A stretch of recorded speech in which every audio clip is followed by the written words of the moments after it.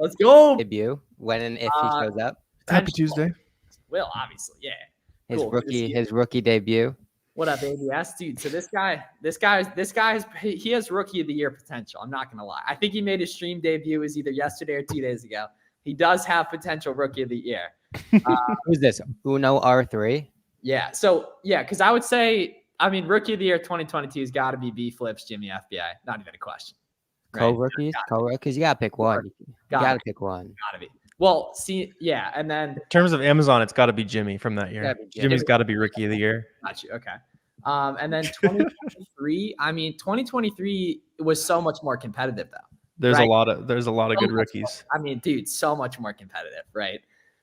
Yeah, we'll have to do the official rankings. I like the state power rankings are good too. Like I had a Minnesota guy join my coaching program, and I was like, he's looking for 50 a month within 6 months, like easy, not even a question. I'm trying to think. 2023 is true.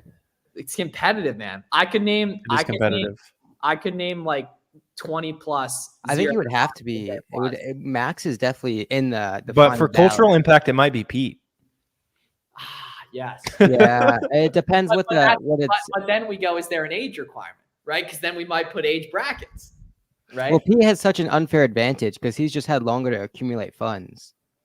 Not unfair, it's earned, but he has an advantage. Yeah, we'll have to talk to the committee about that. Yeah. So we're starting this one off the rails today. That's a great sign. The first 90 seconds are off the rails, so we're on a good pace. Happy Tuesday, everybody. Hope you're having a great day. Let us know what we can help you out with on Amazon. Ballot and have Twitter vote. That's what we should do. Ooh. We should agree on 5 finalists and have Twitter vote.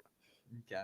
Yeah, and the cool thing is, for anyone coming to Miami Sellers Conference, we're actually doing a panel. We should even have them call that Rookie of the Year panel, honestly. That would be fun, yeah. Yeah, I'm going to tell everybody to do that. Yeah. With a bunch of the guys who won really, really fast. Yep, cool. Yep. So, yeah, any questions you guys got, let us know. And then we also have the free training going down tomorrow night as well. So make sure you get registered for that in the bios and on in the description as well. We're going to drop a lot of game for you guys. It's going to be a lot of fun. People always are very thankful for that stuff. So we're going to pump it out. Rookie of the year. Yeah, Jimmy, Rookie of the year 2022. And then we don't really have any authority over it.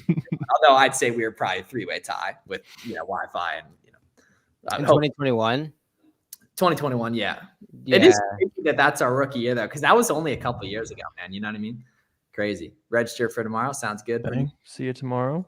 Oh, also too, if you guys want long form, like especially really beginner friendly stuff in audio format, we posted a really good podcast earlier today that all 3 of us recorded yesterday on like the full step-by-step walkthrough on getting going with this stuff. How is it doing? Have you looked at the numbers? Is it doing well? Yeah, it's doing good. And I was like, it's the kind of thing like if you're already selling on Amazon and you want to give someone like a good run through of it, that's like the episode you should send them. Yeah, that podcast was good. We were spitting game yesterday. That was definitely one of like the top 5-10 most valuable in terms of like actual content. Yeah. I looked at the leaderboards of the buy box bandits. Dan still holds the cake. It's not close for number one. Here, interesting thing though, if you look at the podcast numbers, the original B Flips episode has like 3 to 4x the views of the Dan YouTube video. Oh, on Spotify and Apple and stuff. Yeah, for some reason that got a ton of organic traffic. Yeah, like that one episode. Is it just me? Is Amazon's apparel market so small in the UK?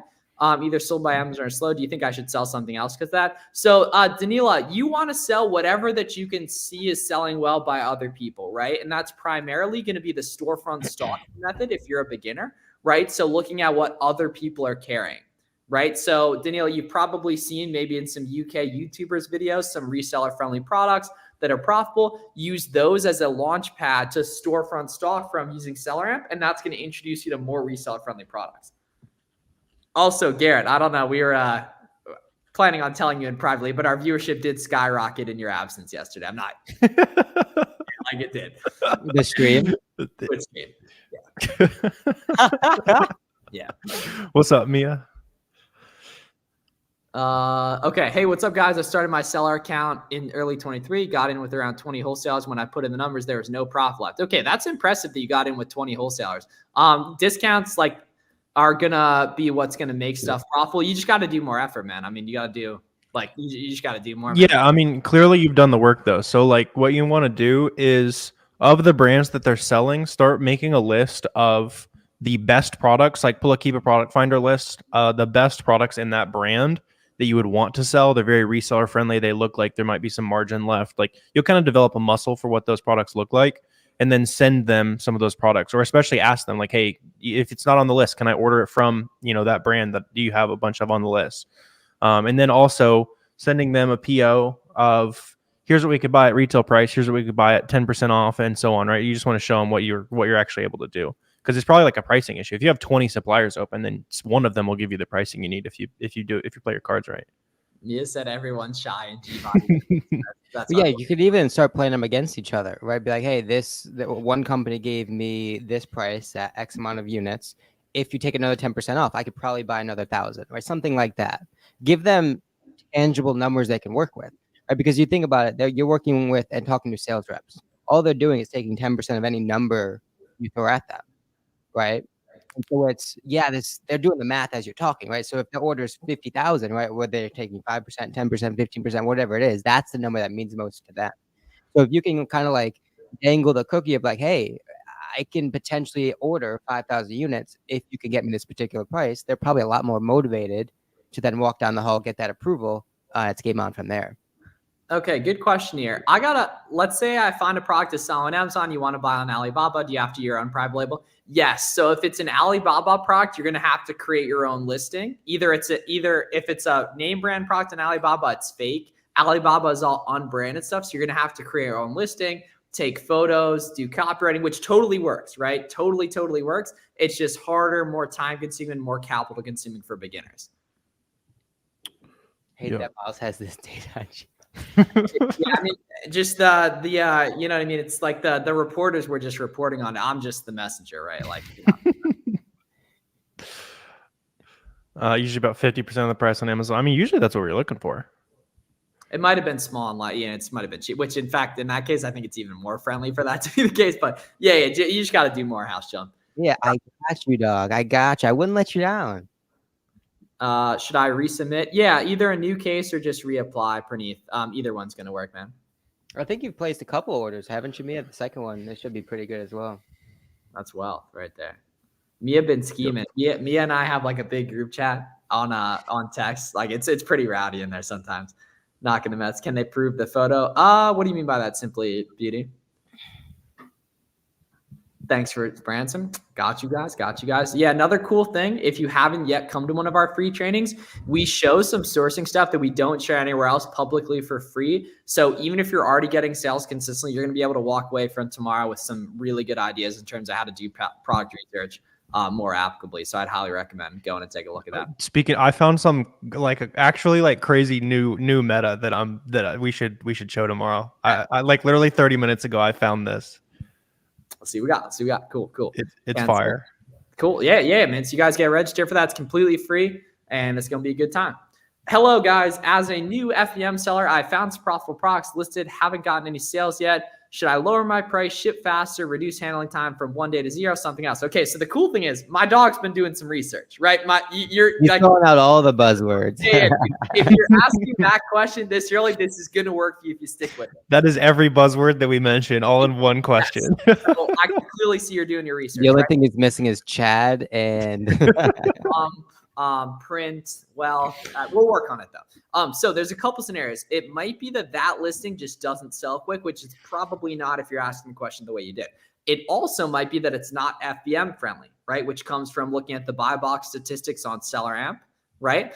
And then it might be that you're on that listing and other sellers are beating you from a delivery date perspective. If you look at any Amazon listing, you can see what the seller who's getting the buy box is and the other sellers, you can see their delivery dates, and reducing your handling time from 1 to 0 is going to be the main lever in that, as well as using a repricer, right? Once you guys get like 5, 10 plus ASINs, or if you're really serious from the get-go, you want to be using a repricer as well. And you can just search Flips for Miles repricer on YouTube for a full guide on that. Take the photo. No. Suppliers aren't going to take good photos for you. Simply, but you got to do that yourself. When they're going viral on my page with the end stream face. Let's see. Jules flipping bags. What's a good monthly sales for? It's all going to depend, man. There's all sorts of different products sell at different velocities. What you really should be using as an indicator is how much profit you can make for that product, right? What's your piece of the pie? And so that's also going to vary based on product, but set a target, right? So for every product you say yes to, it should bring you $200 profit or 500 or 1,000, whatever that criteria is for you. Commit to that and source according to that, and that's going to make a lot of the decisions, the comparisons, probably a lot more fluent in terms of like comparing different sorts of products. Yeah, it's a sliding scale. So like the faster it sells, the lower margin you can look for, basically, because there's less time between each sale. Is how you need to think about it.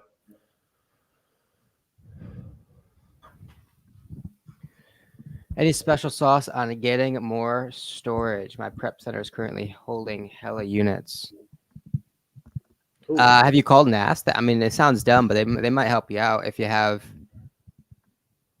I think she's talking about Amazon storage, which in that case means your sell-through rate's probably a little bit lower than it should be, especially in Q1. Yeah.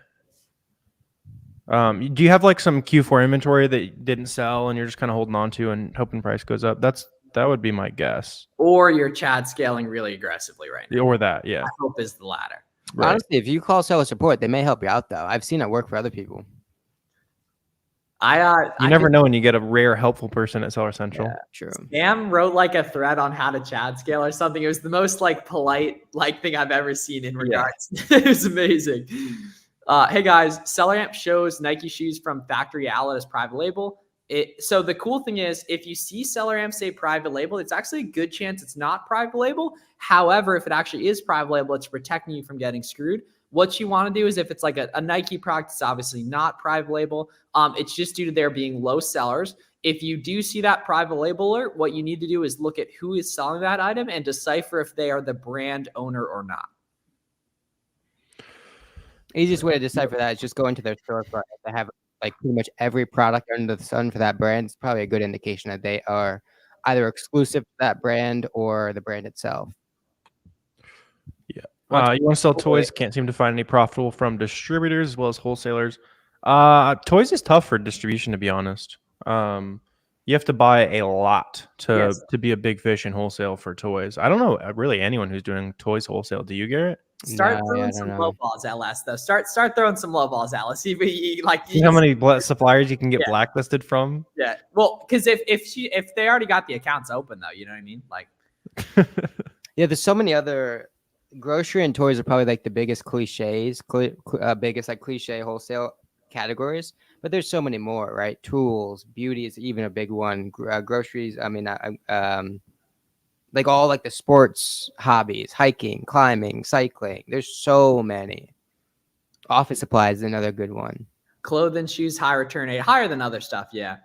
How long does Amazon hold your inventory for? As long as you want. But if you're buying listings that sell quick, aka they're liquid, you're never going to have to really run into that scenario often. They're also going to start charging you if they hold it for a certain amount of time. I think it's after 90 days the fees get included. But is it 90 or 180 now? Oh, I don't know. Can't remember. Yeah, as far as on the returns thing, Sabrina, just make sure that the more risk your product has, the more greedy you should be. So whether it be tanking risk or a category return risk or low sales risk, all those things should just make you greedier. They shouldn't make you like be terrified to sell something like that. What are the best? Is that the wholesale question? What are the best categories?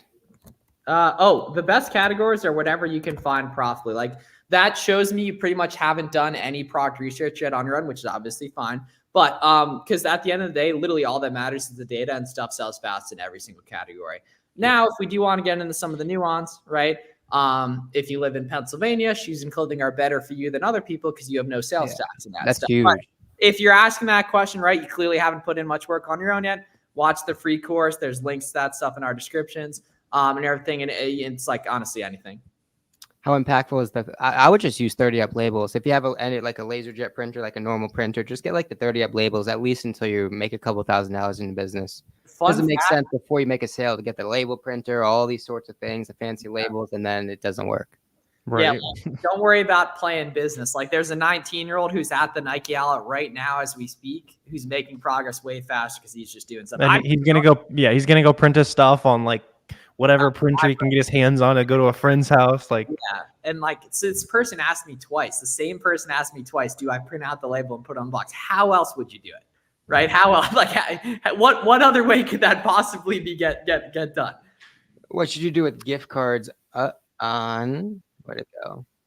Websites you don't like to source on? I mean, you can probably sell it to someone or just find products. And don't buy them in the future unless you have good stuff to buy.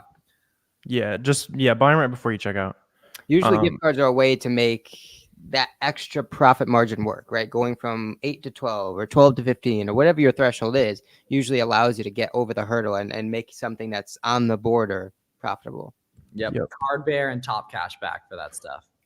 Am I able to filter out monthly quantity, like for example 500 units sold? You could filter for like average sales rank and that kind of thing on Keep a Product Finder, and then just rely on the SellerAmp estimate from there if you're trying to find like super fast selling stuff. Your Discord notification just hit. That's why it's popping now. Oh, yeah.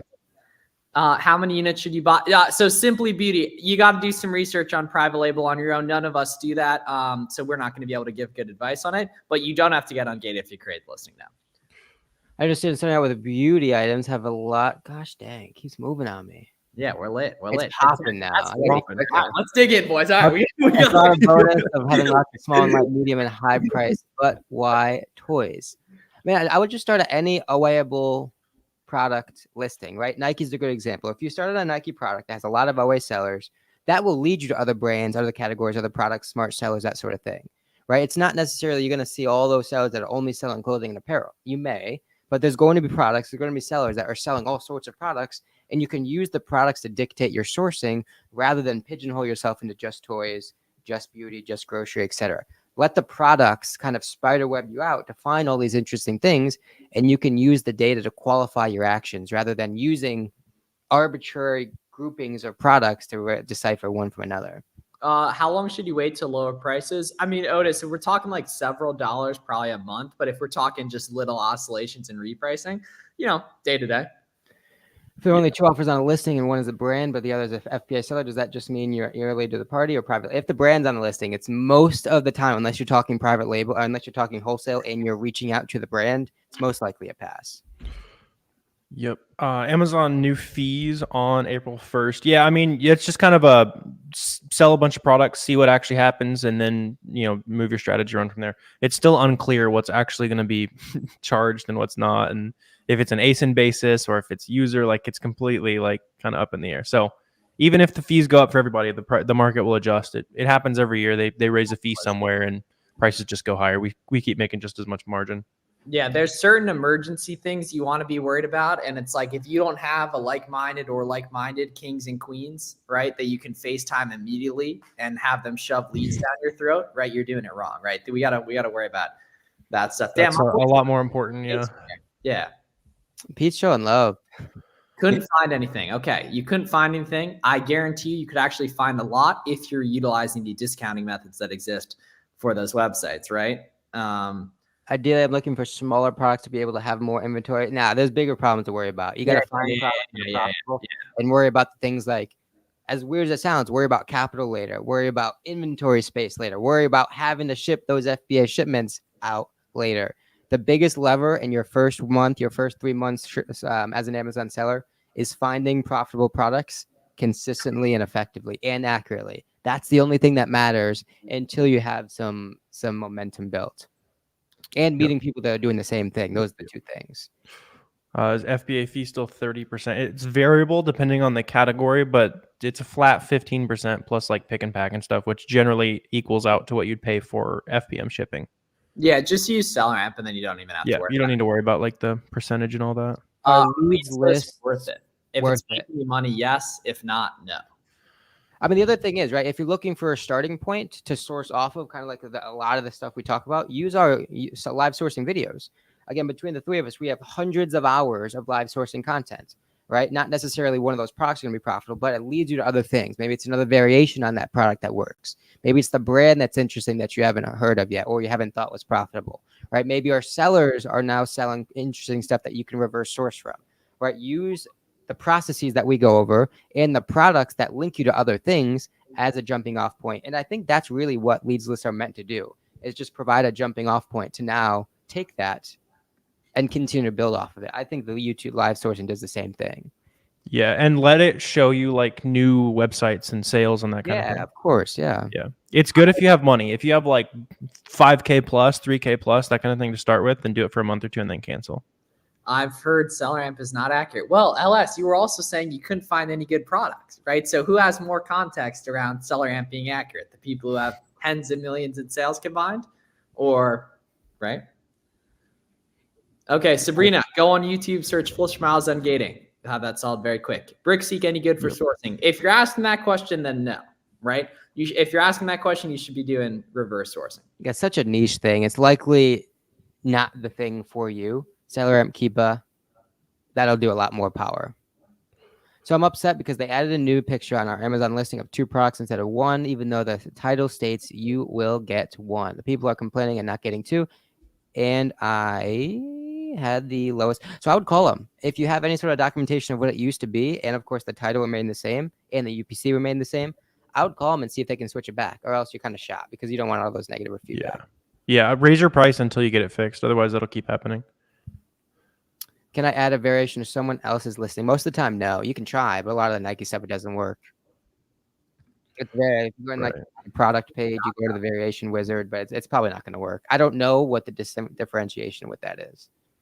BrickSeek for RA. Yeah, I mean, either way, like it's still kind of niche. If you're starting with RA, it's decent because you can like see what might be good, but it's nothing that having a couple other friends who do retail arbitrage can't tell you, and all the stock trackers and stuff are not going to be accurate just because it's too many data points to track. It's just not going to be correct all the time. You could definitely do some sniping with pickup orders on that. Yeah. Cody used to crush it with BrickSeek. Yeah, I actually hit Cody's line so we could do a pod today too. Garrett, did you lose the Buy Box Bandits hoodie? Yes, I've had that loss for a while. Okay, because we found Danny's in his crib. So there are yeah. Oh, I'm gonna ask him to send it to me. Yeah. That giveaway of what's up? Oh, I was just gonna say it was super comfy. Oh, that's fine. It's like the missing rings or something. Y'all both lost your Buy Box Bandits hoodies. Yeah. Do you guys have a way of organizing, trying to get reimbursements from Amazon? Yeah, I mean, you'll just make sure like you're on top of all of your shipment log, right? So you go to the FBA shipment log. If it says like closed and there's less, you should have a pending case on it until it's resolved. You can track that kind of stuff, but there'll be like emails saying, hey, we need more documents, or hey, here's your reimbursement, and that's that. Can we ungate doing RA? Probably not. Some people have, but it's probably a better conversion if you just do it online. It's cheap enough, it's easy enough. Buy 10 units from the brand website and do your thing there. Yeah, it's either going to be an auto ungate or crazy easy to buy OA, cheap. So like I would just do it OA. I spent 8 hours sourcing today, found nothing. I don't think I've learned anything storefront stalking. What do I do? Okay, so my brother in Christ, we have to realize that these websites you're seeing on Google, they have discounts. You need to find them, right? You found probably a ton of fast selling products today, but you weren't able to get any of them profitable because you're not leveraging all the free cashback and coupon extensions. You're not checking Card Bear and Top Cashback. You don't have a burner email address that's subscribed to all of these websites, email list to get fed deals. You're not asking customer service. You're not talking to other sellers to figure out the discounts these different websites offer. And that's why stuff's not profitable, right? You don't find things profitable. You make things profitable through coupons, sales, discounts, discounted gift cards with Card Bear and Top Cashback. And I promise you, if you do that stuff will be good. The cool thing is there's a big ass Nike.com sale. Go on there. You'll find some stuff. Buy one of it. FBM. Puma sale, Adidas sale, WSS sale. Like Valentine's Day sales are here. So like that now should be the time, but it's pretty easy. Yeah. Like if you just search on Amazon Puma slides, put in a $27 minimum and go make some money. Recommended ways to track profit. If you're in your first couple months, Excel is going to do just fine. And you'll learn some good Excel skills that are going to translate for down the line anyways. I have a lot of cash to work with. Is OA still good at scale? If you're in this stream, probably, right? And immediately focus. So Chris, I know you were asking about leads list a couple minutes ago, so I'd say stick with OA for now, just from a skill perspective. However, if you are ready to get in the trenches and cold call, start tomorrow for wholesale, and that's going to go great if you put in the work. Doing RA and TJ Maxx as we chat. That's what's up. It'll make you more money, yeah. So And then after we get off, put on the 3 of our podcast episode from yesterday on the Buy Box Bandit YouTube well, it channel. was posted today though, so From today. He got kicked out for that one. yeah. Oh, hey. Best place to get gift cards, Card Bear, Gift Card Wiki, all those Great just like Card aggregate Bear. different sites that you can buy from that are legit. How should I track my mileage? Just look in My that IQ. store. I think I'm sure Oh, there's yeah. a couple apps that do it. Yeah. You can also track it in retrospect with Google Maps if you forgot to last year. My dumb self had the live 3 minutes behind. Nah, you can't have your tracking on in Google Maps. You can't be letting the government track you. They're keeping it anyway. You might as well be able to take a deduction from it. It's not like turning the settings off actually does anything. That's actually true though. It's completely true. Yeah. It's not. Yeah, you might as well get some use out of them storing all your data. Wait, off topic, Miles. Have you used the weird goggles that Danny got? Of course I have. Of course. Danny got Vision Pros. Bro, Yeah. that's such a Danny thing. It's not surprising at all. Of course I have. Yeah. It's pretty lit. He's like you're like walking around and there's like a screen over here, like a screen over here. Like Did you guys see the Casey Neistat video of it yet? oh no, I gotta watch It's that. super funny. Hilarious. It's just like whenever people are in public with them, it's just like a meme. They just look Yeah. so out of place. Yeah. Can you see like in front of you, or is it all Yeah, just like yeah, but there's like virtual stuff there. Yeah. yeah? Do any of you list heavy items or you shoot for lightweight? It's generally pretty light, especially just because the fees on heavy is obviously higher, and so it's a worse situation if the prices ever end up going down or anything like that. But sometimes you can get some profitable like grocery multi-packs, that kind of stuff. Like if it's low return and it's worth the risk of a heavy item, like it can be worth it. Apple Pros are terrifying for society as a whole. Interesting. I mean, I don't think we're all going to be wearing headsets, but there's going to be some kind of glasses or something. Well, yeah, once the glasses get unlocked, then it's game over. You're going to be forced to, because you'll be like automatically dumber than people who don't use them, which is No, like, I don't want that, but like it's going to be what's going to happen. Dude, you're gonna be wearing the glasses, and you're just gonna be hitting by like cold ads as you're walking down the street. Probably like You already are though, but yeah, it'll just be. And imagine sourcing with the boys on the Apple. doing RA on the Apple Pro. Just look at it. The seller. You look to your right and there's a huge SellerAmp chart over there, just like everything you need to see. Like Just give me the Neuralink. I think that one's even Elon got scarier. that one in someone a couple. Yeah, weeks he did. ago. It's Apple Vision or Apple Vision Pro.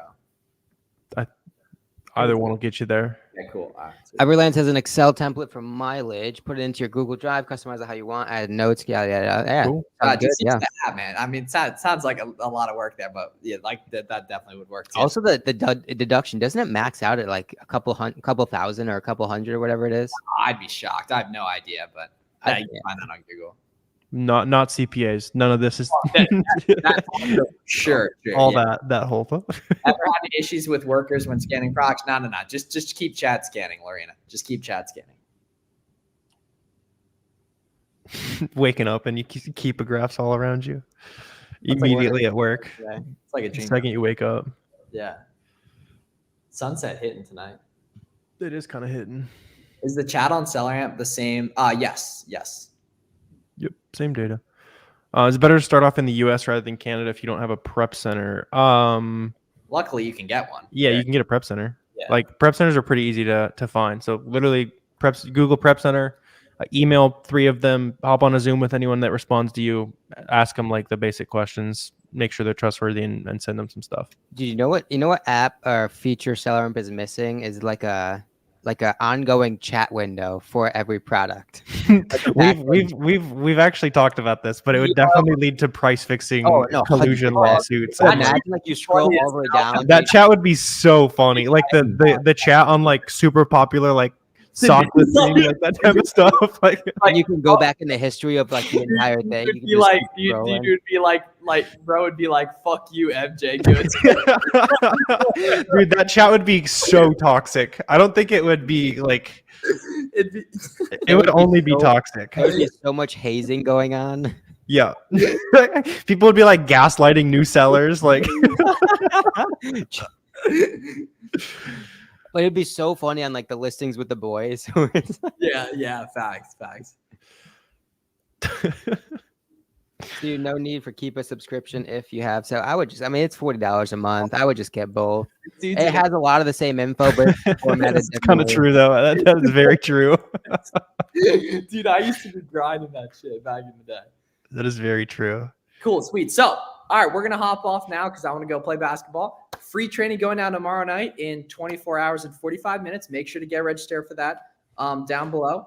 Right there. Toss your predictions in the chat too if you think I'm going to get money. Yesterday was one of my best performances of my Miami career so far, right? Because I finally didn't have any guards on my squad, so I got some freedom with the ball. He's right? the new Klay Thompson. This boy washed up. I was handling the ball yesterday. I was more like Steph Curry. Have a great night, everyone. Love you guys. Check the free course on the auto ungating guide. Make sure to follow these guys on socials. Check out the Buy Box Bandits podcast. See you guys tomorrow. Adios.